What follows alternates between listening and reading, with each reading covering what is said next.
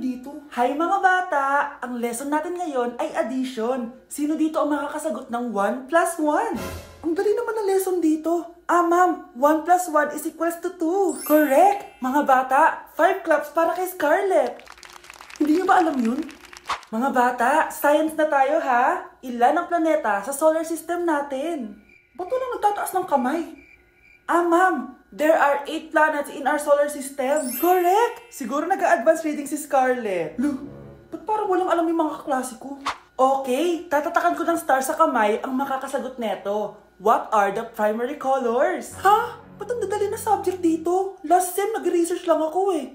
Ma'am, the primary colors are red, blue, and yellow. Wow! Mukhang may magiging top 1 na tayo ah. Hala, mukhang magiging top 1 pa ako dito. Ah, namali siya na classroom. Scarlett Iha, namali ka daw ng classroom, oo. Lumipat ka na lang dun sa grade 12. Ano?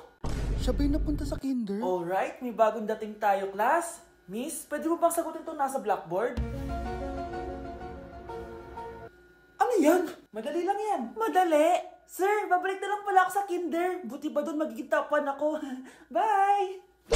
Hello, nalipat na naman ako. Nasaan na naman yun? Ha? Kailan pa nagka-aircon sa classroom namin? Alamig. Class, bring out your iPad and Apple Pencil. Mag-lecture tayo, okay? Kopyahin niyo yung nasa projector. Ano daw? iPad na gamit ngayon?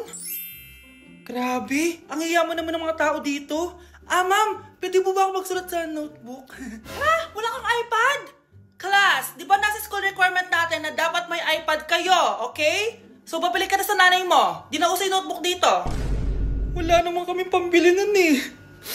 Oh, class, i-share nyo naman kung saan kayo pumupunta tuwing weekends. Ah, ma'am, nasa Japan po kami tuwing weekends kasi malamig dun tapos may snow pa. Ma'am, sa Paris po kami. Nandun po kasi yung Eiffel Tower tapos sila mami po kasi mahilig mag-shopping dun eh. Lu, ang bongga naman ng mga to. Oh, ikaw Scarlett. Sa kwarto ko lang po, ma'am. Kailangan po ba umalis? Hindi naman. Siguro mas gusto ni Scarlett yung nagpapahinga siya sa magandang kwarto niya.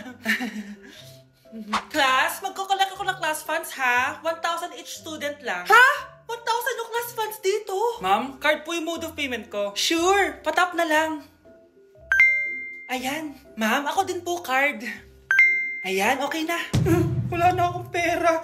Ma'am, pwede ba ako bumalik sa dati kong school? Ang yayaman kasi ng mga tao dito eh. Ay, ganun ba? O sige, i-drop na lang kita ha? O ito po ma'am, card na lang. National ID.